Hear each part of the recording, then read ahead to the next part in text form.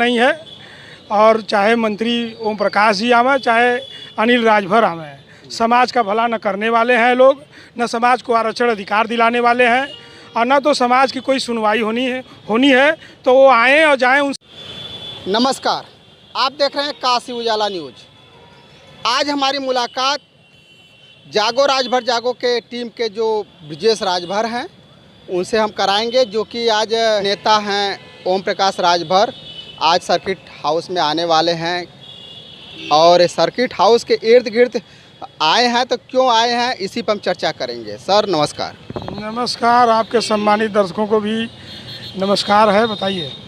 जिस तरह से सुहेल देव भारतीय समाज पार्टी के नेता ओम प्रकाश राजभर आज सर्किट हाउस में आने वाले हैं, इसका क्या है, इसका क्या माने रखा जाए जिस तरह से आप सर्किट हाउस के इर्द गिर्द घूम रहे हैं? ये बनारस सर्किट हाउस है, यहाँ तमाम मंत्री मिनिस्टर आते जाते रहते हैं, उससे हम लोगों को कोई लेना देना नहीं है। और चाहे मंत्री ओम प्रकाश जी आवे, चाहे अनिल राजभर आवे, समाज का भला न करने वाले हैं लोग, न समाज को आरक्षण अधिकार दिलाने वाले हैं, और न तो समाज की कोई सुनवाई होनी है तो वो आएँ और जाएँ, उनसे क्या लेना देना है, कोई मतलब नहीं है समाज से। जिस तरह से लड़ाई लड़ी जा रही थी जागो राजभर जागो के लिए, और उस लड़ाई का क्या हुआ, जो कि इस समय हमारे जागो राजभर जागो के जो सचिव हैं महेंद्र राजभर, हालांकि इस वक्त तो बनारस में तो है नहीं, क्या कहना चाहेंगे राजभर समाज के लिए? देखिए, बड़ा अच्छा सवाल है आपका कि महेंद्र राजभर जी जागो राजभर जागो के सचिव हैं, और मैं तो आपके चैनल के माध्यम से समाज के लोगों से अपील करना चाहता हूं कि इस विकट स्थिति में महेंद्र राजभर जी का साथ दीजिए आप लोग। वो व्यक्ति अपना निजी कोई लाभ के लिए अपनी लड़ाई नहीं लड़ रहा है, वो समाज के आरक्षण अधिकार हिस्सेदारी की लड़ाई लड़ रहा है, वो सड़क से सदन तक लड़ाई लड़ रहा है, उसका साथ देना चाहिए। आज मंत्रियों के खेल में और महेंद्र राजभर जेल में, मैं यही अपील करना चाहूँगा कि उनका साथ देने की ज़रूरत है, और साथ उस हिसाब से देना चाहिए कि आज उन मंत्री, उन मिनिस्टर जो कि आने वाले समय में मंत्री जी ने ही बयान दिया था कि एसटी आरक्षण अगर कोई दिलवा सकता है तो मैं दिलवा सकता हूँ। ये शिवपुर के विधायक और माननीय मंत्री जी, मैं नाम नहीं लेना चाहूँगा क्योंकि ये लोग नाम लेने के भी लायक नहीं हैं, क्योंकि ये वादा फरोशी किए हैं।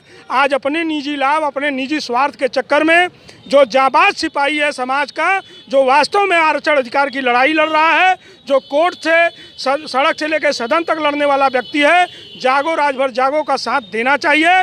और मैं तन मन धन से, मैं ब्रजेश राजभर अपनी पूरी टीम के साथ, मैं महेंद्र राजभर के साथ हूँ, और समाज से भी अपील है कि महेंद्र राजभर जी का साथ देना चाहिए, क्योंकि महेंद्र राजभर अपनी लड़ाई नहीं, वो समाज के हित की, हिस्सेदारी और आरक्षण की लड़ाई लड़ रहे हैं। और उनके बेल के लिए सबको एकजुट होकर के, संगठित होकर के उनका बेल कराना चाहिए, क्योंकि मंत्री डायरेक्ट इसमें इन्वॉल्व हैं। जिस दिन इनको जाना था हाई कोर्ट, वहाँ मामला मुकदमा जो चल रहा है, उसी दौरान कुछ मामला ऐसा था कि अगर महेंद्र जी नहीं पहुँचते तो एसटी आरक्षण की लड़ाई हमेशा के लिए वो खारिज हो जाती।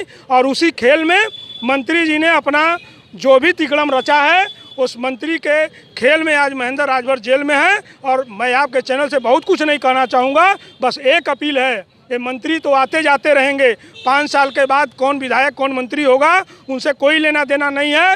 ये मंत्री केवल अपने लाभ के लिए हैं, ये समाज के लिए नहीं है। न ये आरक्षण दिलाने वाले हैं, न अधिकार दिलाने वाले, न हिस्सेदारी दिलाने वाले हैं।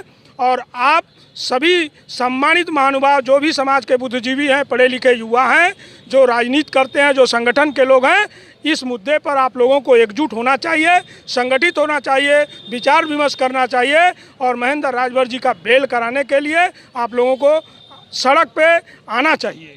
और जिस तरह से आप बता रहे हैं कि महेंद्र जी जेल में हैं, तो क्या एसटी आरक्षण की लड़ाई के ही उद्देश्य से ही वो जेल गए हैं?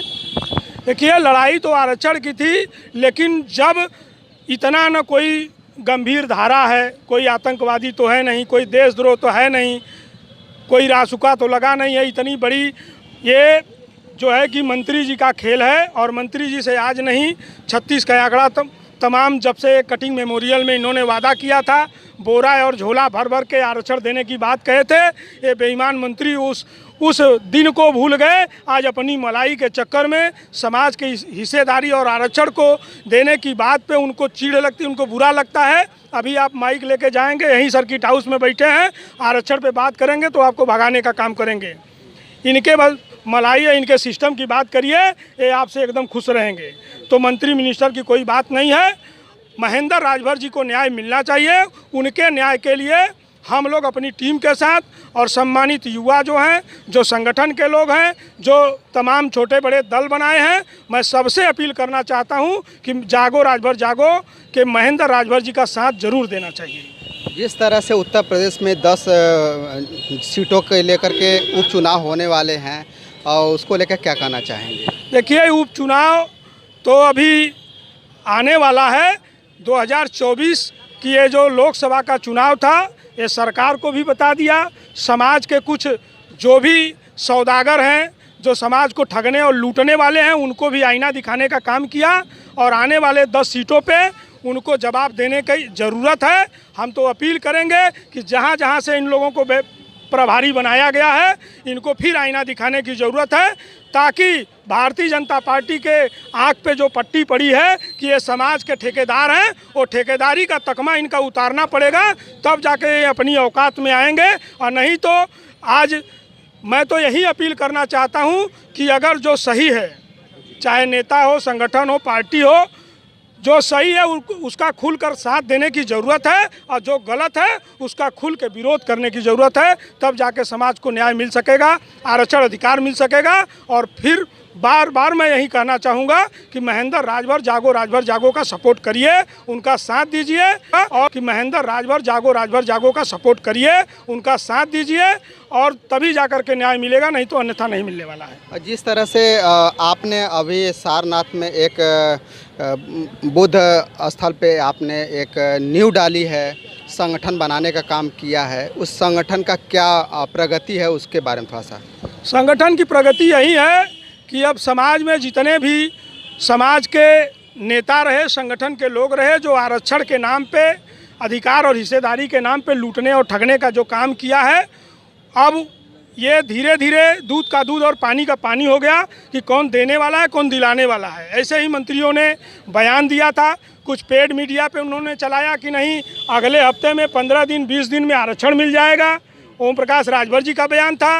अनिल राजभर का भी बयान अभी आया है कि अगर कोई राजभर समाज को आरक्षण दिला सकता है तो मैं दिला सकता हूं। इससे समाज को सीखनी चाहिए, समाज को मानना चाहिए कि अगर आरक्षण अधिकार हिस्सेदारी अगर किसी ने रोकने का काम किया है तो अनिल राजभर ने रोकने का काम किया है। जब आपके बस में है, आपके मुट्ठी में है, तो आप दिला क्यों नहीं देते हो? इसका मतलब कि समाज को आप गुमराह कर रहे हो।